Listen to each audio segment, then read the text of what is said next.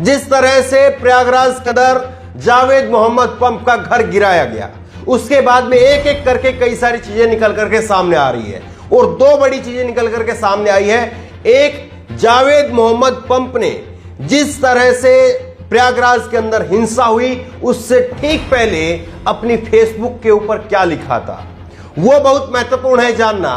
और वो फेसबुक के पोस्ट जो है वो अब सामने आए हैं, हम आपको दिखाएंगे क्या लिख रहे थे जावेद मोहम्मद पंप। क्या आग में घी डालने का काम कर रहे थे या आग पर पानी डालने का काम कर रहे थे, वो हम आपको बताएंगे। और इसके साथ में जावेद मोहम्मद की बेटी का एक इंटरव्यू सामने आया है, हाल का इंटरव्यू है।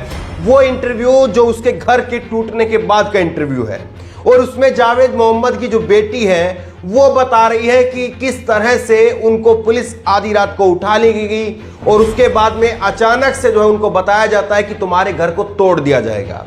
ये अचानक से उनको कहा जाता है और कहा जाता है कि तुम जो है निकाल लो वरना तुम सबको भी गिरफ्तार करके डाल देंगे।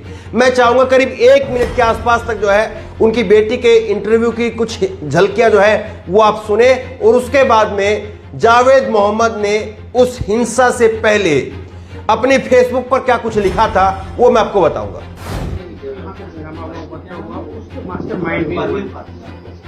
क्या कहना है आपका, ऐसा कुछ है या नहीं है, आप लोगों को क्या लगता है? देखिए, हमारे तो साथ ही में वो घर में रहते थे, अगर कुछ होता तो हमारे कान में कुछ आवाज़ तो जाती, कुछ तो पता चलता, क्योंकि हमारे कान में कुछ भनक तक नहीं लगी, कभी कुछ ऐसी बात ही नहीं हुई। फ़ोन पे जब बात करते तो सुनाई तो देता ही था ना घर में साथ रहते हुए, कभी उन्होंने ऐसी बात ही नहीं की। बाकायदा वो लोगों का जब कॉल आ रहा था, जिस दिन पथराव हो रहा था उस दिन जब उनके पास कॉल आ रहा था, लोग बुला रहे थे, कह रहे थे ये से ये हो रहा है, तो कह रहे थे कि उन्होंने बाकायदा लोगों को मना करा कि वहाँ मत जाइए, ऐसी जगहों पर मत जाइए और सबको बचने के लिए कह रहे थे। और वो उस दिन पूरे दिन घर पर भी थे, तो वो कैसे इन सब चीज़ों के मास्टरमाइंड हो सकते हैं? तो मोबाइल से अगर कोई तत्व मिले हैं तो दिखाएं हम लोग को क्या तत्व मिले हैं, हम ऐसे कैसे कह दें? ऐसे तो कुछ भी कह देंगे मोबाइल में कुछ मिला है, समझ में नहीं आ रहा है क्या कहें। क्योंकि अचानक से कल रात में अचानक से वो मैडम आई, क्योंकि कल पूरा दिन तो हम वहीं पे थे, मैडम आई, उन्होंने बोला अपना घर खाली करवाइए। हम लोग जेल में, हम लोग के पास, मतलब जेल में नहीं थाने में, सॉरी, हम लोग थाने में, हम लोग के पास फ़ोन नहीं है, हम लोग कैसे घर खाली करवा दें? और हम लोग से कह रही घर खाली करवाई, घर टूटेगा नहीं तो फिर आप सबको पकड़ा जाएगा। यहां पर जावेद मोहम्मद की बेटी अपनी बात जरूर कह रही है, लेकिन इसकी हिम्मत की दाद दीजिए, इसकी हिम्मत की दाद दीजिए जिसका पिता दंगे के आरोप में जेल में बंद है, जिसका घर पूरी तरह से ईंट ईंट में तब्दील कर दिया गया है, एक एक ईंट ईंट में जो है उस घर की निकाल दी गई है, लेकिन फिर भी ये बेटी बहादुरी के साथ में अपनी बात को रख रही है और उसके चेहरे पर जो है वो आपको रुआसी की एक सिकन तक देखने को नहीं मिलती है। अब मैं दिखाता हूं आपको कि फेसबुक पर आखिरकार जावेद मोहम्मद ने उस वक्त में क्या लिखा था। देखिए, योगेंद्र यादव ने ट्वीट किया। योगेंद्र यादव ने लिखा है, इलाहाबाद के जिन जावेद मोहम्मद को दंगाई बता करके उनका घर तोड़ दिया गया, उनकी शुक्रवार सुबह 11:12 और 11:28 की ये दोनों फेसबुक पोस्ट पढ़ लीजिए। शुक्रवार जुम्मे की नमाज से पहले पूरी तरह से शांति थी। उस वक्त में क्या कह रहे थे सुनिए आप। आपको दंगाई की भाषा लगती है क्या? वैसे भी अगर दंगे के आरोप होता तो भी उनकी पत्नी के नाम का मकान तोड़ने का कोई औचित्य नहीं बनता, जो लगातार बात जो है कही जा रही है। और उसको हाईकोर्ट की जो पूर्व जज हैं गोविंद माथुर, उन्होंने भी कल उस बात को कहा था कि पूरी तरह से गैर कानूनी है कि घर उनकी पत्नी के नाम है, आरोप उनके ऊपर लगा है और घर को तोड़ दिया गया है। अब मैं चाहूंगा आप फुल स्क्रीन के ऊपर जो है वो देखिए कि जावेद मोहम्मद जो है वो क्या लिख रहे थे। फुल स्क्रीन पर आप देखिए 2 पोस्ट है उनके। पहला ऊपर वाला पोस्ट आप देखिए 11:12 का उनका पोस्ट है और इसमें क्या लिख रहे हैं ये, किसी भी मसले के पर यदि सरकार से बात करना हो तो बेहतरीन तरीका होता है कि अपनी बात की या मांग को ज्ञापन के जरिए अधिकारियों से समय लेकर के दिया जाए। ये शहर हमेशा शांति प्रिय रहा है। हालात के मद्देनजर हमें खामोशी से जुम्मा पढ़ करके अल्लाह से दुआ करनी चाहिए। अमनो अमान के लिए सभी को कानून के दायरे में रह करके अपनी बात कहने का अधिकार है। मेमोरेंडम बनाए, हम सब मिलकर के जिला अधिकारी के माध्यम से राज्य सरकार या केंद्र सरकार महामहिम राष्ट्रपति महोदय तक भिजवाएं। बेवजह कोई भी सड़क पर बिल्कुल इकट्ठा ना हो जिससे पूरी मिल्लत को नुकसान उठाना पड़े।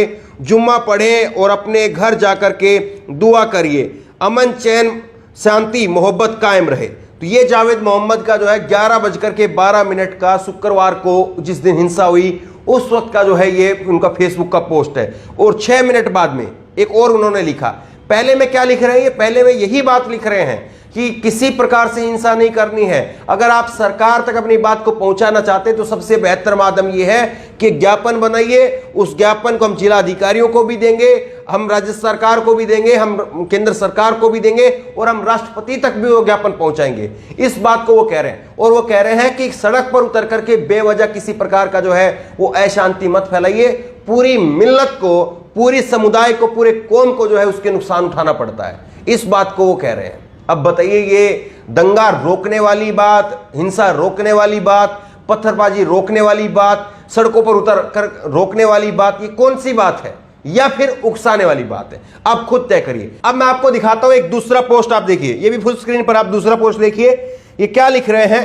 एक जो है फेसबुक यूजर है और फेसबुक यूजर ने एक पोस्ट किया। इसमें क्या लिखा है? इलाहाबाद अमन पसंद शहर है, यह पथराव और टकराव की जगह नहीं है। टुच्चे चैनलों और उनके गुलाम एंकरों से गुजारिश है कि माहौल को ठीक रहने में मदद करें, भड़काए न।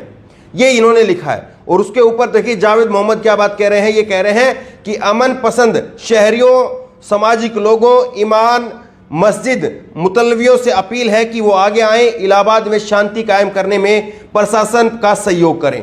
तो ये बात जो है वो जावेद मोहम्मद यहां पर कह रहे हैं। अब एक बात को आप बताइए, जब जावेद मोहम्मद ये बात कह रहे हैं और जाहिर तौर पर इससे इतना जरूर स्पष्ट हो रहा है कि जावेद मोहम्मद को भी शायद इस बात की भनक लग गई थी। वो इस बात को समझ रहे थे कि लोगों के अंदर गुस्सा है और हो सकता है कि जुम्मे की नमाज के बाद लोग सड़कों पर आ जाए। जब एक सामाजिक व्यक्ति, उसको इस बात का अंदेशा था और वो खुद अपने से जो है वो अपील कर रहा है, तो उस वक्त में जिला प्रशासन क्या कर रहा था? उस वक्त में केंद्र की योगी आदित्यनाथ की सरकार क्या कर रही थी? और आप ये बताइए, उस वक्त में जब दिल्ली से लेकर के लखनऊ, हैदराबाद और उसके बाद में प्रयागराज, रांची, हर शहर में तकरीबन ये हालात बने, तब सरकारें क्या कर रही थी? सोच करके देखिए इस बात को। और फिर उस उठा करके जो ठीकरा फोड़ दिया जाता है एक व्यक्ति के सिर पर। वो व्यक्ति जो लगातार पुलिस की अमन कमेटियों का हिस्सा रहा, उस व्यक्ति के सर पर जो है ठीकरा फोड़ दिया जाता है। तो बहरहाल इस वीडियो को, इस खबर को शेयर कीजिए ताकि लोगों को पता चले कि किस तरह से जो है वो हालात पैदा किए जा रहे हैं, जबकि जो चीजें निकल करके सामने आ रही है वो कुछ और बयां कर रही है। इस वीडियो को लेकर, इस खबर को लेकर आपकी जो भी राय हो नीचे कमेंट बॉक्स में अपनी राय जरूर दें।